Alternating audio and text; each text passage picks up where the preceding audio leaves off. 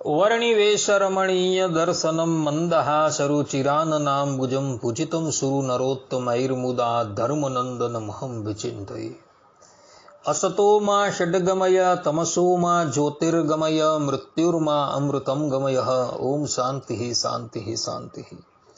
अस्मद्गुरु समारंभां नाथयामून मध्यमां लक्ष्मी वल्लभ पर्यंतां वंदे गुरु परंपरा। આજની જ્ઞાન સભાની અંદર પધારનારા બધા જ ભગવત ભક્તોને વેદાંતાચાર્ય પુરાણ ઇતિહાસાચાર્ય એમએ ફિલોસોફી શાસ્ત્રી રાકેશભાઈના હેતપૂર્વક જય સ્વામિનારાયણ। ભક્તો, આજની આ જ્ઞાન સભાની અંદર આપણે બધા રાધાજીના પિતા વૃષભાનુ અને એમની માતા કલાવતી અર્થાત કે કીર્તિ દેવી એવો પૂર્વજન્મની અંદર કોણ હતા એ કથા જે છે એ આપણે શ્રવણ કરીશું। શ્રીમદ ભાગવતના દશમ સ્કંદના 30મા અધ્યાયની અંદર રાધાજીનું નામ આવે છે, અનયા રાધિકા નૂનમ। તો એ રાધિકા જે છે હતા એના માતા પિતા વૃષભાનુ અને કલાવતી એ પૂર્વજન્મની અંદર કોણ હતા અને એઓએ પૂર્વજન્મની અંદર એવું કયું સત્કર્મ કરેલું હતું કે જેના ફલરૂપે સાક્ષાત જગતજનની રાધાજી એમના ઘરે પ્રગટ થયા। તો એ સંબંધની અંદર બ્રહ્મ વૈવત પુરાણ કૃષ્ણ જન્મખંડ અધ્યાય 17 ની અંદર એક કથા આવે છે। એ કથા જે પ્રમાણે છે એ પ્રમાણે હું બેઠી તમને વાંચી સંભળાવું છું। भगवान नारायण बोले, नारद, पूर्व काल में पितरों के मानस से 3 कन्याएं हुई थी, कलावती, रत्नमाला और मेनका। ये तीनों ही अत्यंत दुर्लभ थी। इनमें से रत्नमाला ने कामना पूर्वक राजा जनक को पति रूप में वर्ण किया और मेनका ने हरि के अंशभूत गिरिराज हिमालय को अपना पति बनाया। रत्नमाला की पुत्री अयोनिजा सती सत्यपरायणा सीता हुई, जो साक्षात लक्ष्मी तथा श्री राम की पत्नी थी। मेनका की पुत्री पार्वती हुई, जो पूर्व जन्म में सती नाम से प्रसिद्ध थी। वे भी अयोनिजा ही कही गई है। पार्वती श्री हरि की सनातनी माया है। उन्होंने तपस्या से नारायण स्वरूप महादेव जी को पति रूप में प्राप्त किया है। कलावती ने मनोवंशी राजा सुचंद्र का वर्ण किया। ये राजा साक्षात श्री हरि के अंश थे। उन्होंने कलावती को पाकर अपने को गुणवानों में श्रेष्ठ और अत्यंत सुंदर माना। वे उसके सौंदर्य की प्रशंसा करते हुए मन ही मन कहते थे, इसका रूप अद्भुत है, वेश भी आश्चर्यजनक है और इसकी नई अवस्था कैसी विलक्षण है। सुकोमल अंग, शरत काल के चंद्रमा से भी बढ़कर परम सुंदर मुख तथा गज और खंजन के भी गर्व का गंजन करने वाली दुर्लभ गति, सभी अद्भुत है। इस अपनी परम सुंदरी पत्नी कलावती के साथ विभिन्न रमणीय स्थानों में रहकर सुदीर्घ काल तक विहार करने के पश्चात राजा भोगों से विरक्त हो गए और कलावती को साथ लेकर विंध्य पर्वत की तीर्थ भूमि में तपस्या के लिए चले गए। भारत में अत्यंत प्रशंसा के योग्य वह उत्तम स्थान पुल्हाश्रम के नाम से प्रसिद्ध है। वहां राजा ने मोक्ष की इच्छा मन में लेकर सहस्र दिव्य वर्षों तक तप किया। उनके मन में कोई लौकिक कामना नहीं थी। वे आहार छोड़ देने के कारण कृशोदर हो गए। श्री कृष्ण के चरण कमलों का ध्यान करते करते मुनि श्रेष्ठ सुचंद्र को मूर्छा आ गई। उनके शरीर पर जो बांबी छा गई थी उसे उनकी साध्वी पत्नी ने दूर किया। पति को निश्चेत, प्राण शून्य, मांस और रक्त से रहित तथा अस्थि चर्मावशिष्ट मात्र देख उस निर्जन वन में कलावती शोकातुर हो उच्च स्वर से रोने लगी। मूर्छित पति को वक्षस्थल से लगाकर वह महादीना पतिव्रता हे नाथ का उच्चारण करते हुए विलाप करने लगी। राजा आहार छोड़ देने के कारण सूख गए थे। उनके शरीर की नस नाड़ियां दिखाई देती थी। यह देख और कलावती का विलाप सुनकर कृपा निधान कमल जन्मा जगत सृष्टा ब्रह्मा जी कृपा पूर्वक वहीं प्रकट हो गए। उन्होंने तुरंत ही राजा के शरीर को अपनी गोद में लेकर कमंडलू के जल से सींचा।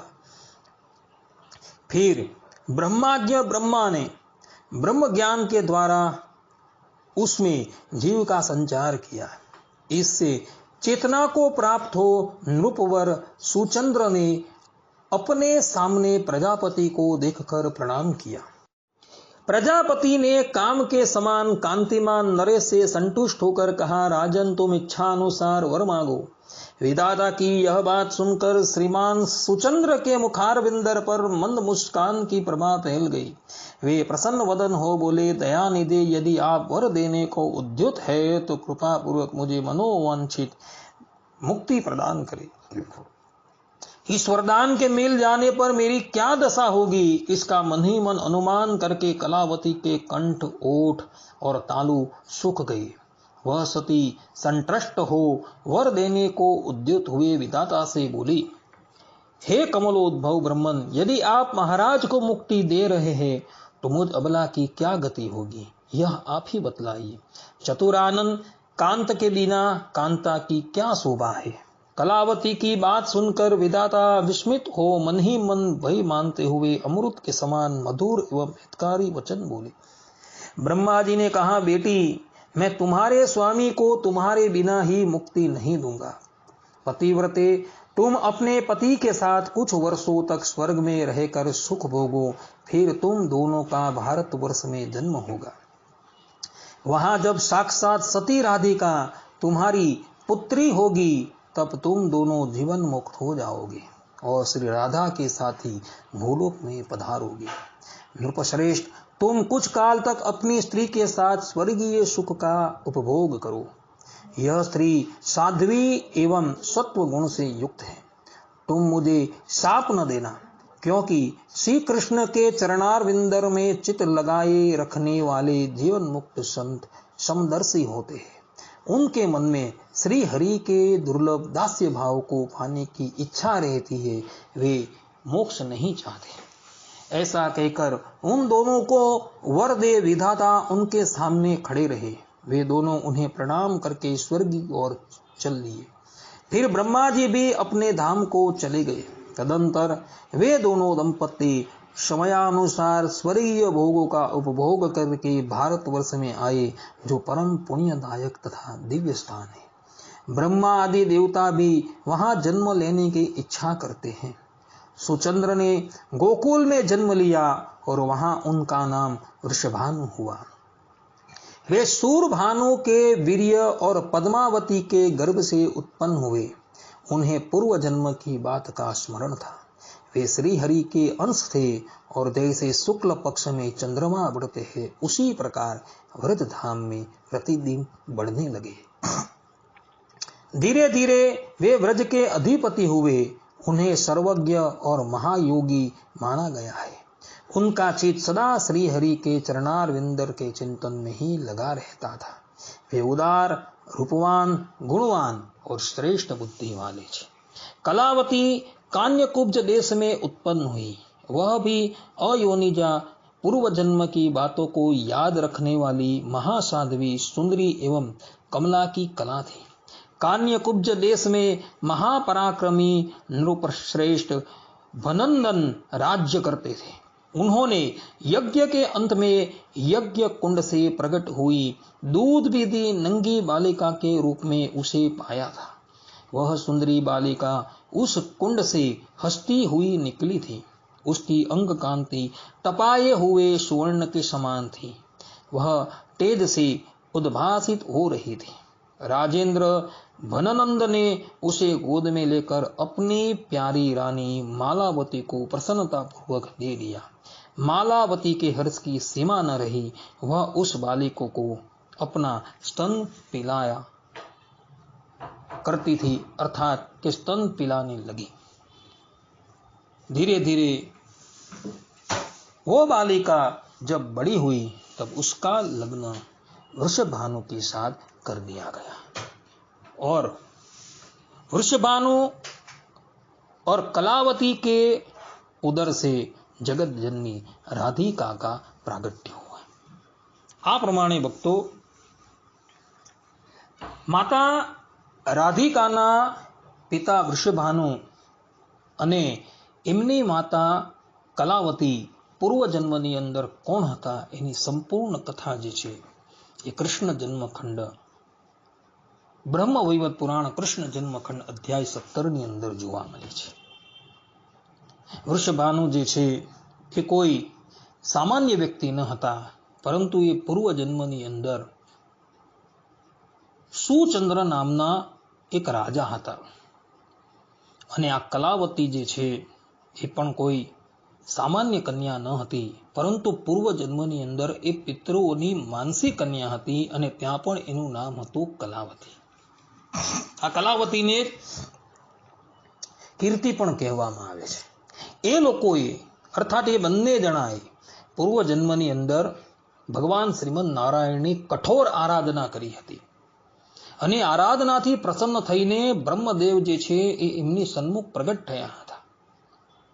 અને પ્રગટ થઈ જ્યારે રાજાએ બ્રહ્મદેવની પાસે મોક્ષ પ્રાપ્તિરૂપ વરદાનની માંગણી કરી, ત્યારે કલાવતી જે છે એ બ્રહ્મદેવને એ વર આપવાની મનાઈ કરે છે અને કહે છે કે જો મારા પતિ જે છે એ મારો ત્યાગ કરીને જતા રહેશે તો પછી મારે મારું જીવન કેવી રીતના વિતાવવું.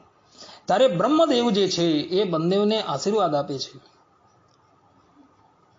કે અત્યારે તો તમે બંને જણા જે છે એ સ્વર્ગમાં જાઓ, અને પછી જ્યારે કાલાંતરે ભગવાન શ્રી કૃષ્ણ આ ધરાતલની ઉપર અવતાર ધારણ કરશે ત્યારે એમની અર્ધાંગીની રાધાજી જે છે એ પણ ધરાતલની ઉપર પ્રગટ થશે.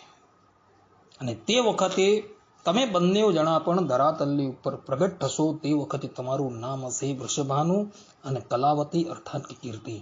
અને તમારા ઘરે જગતજનની માતા રાધાજીનું પ્રાગટ્ય થશે.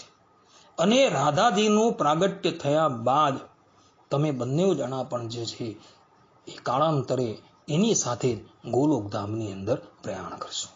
આ પ્રમાણે ભક્તો રાધાજીના માતા પિતા જે છે એ કોઈ સામાન્ય વ્યક્તિ ન હતા. એઓ પણ પૂર્વજન્મની અંદર દીર્ઘકાલ પર્યંત ભગવાન શ્રીમદ નારાયણની આરાધના કરી ચૂકેલા હતા અને એને લઈને એના ઘરે જગતજનની માતા રાધિકાજીનું પ્રાગટ્ય થયું હતું. આ પ્રમાણેની કથા ભક્તો બ્રહ્મ વૈવત પુરાણના કૃષ્ણ જન્મખંડ અધ્યાય 17 ની અંદર કલ્પભેદથી જોવા મળે છે.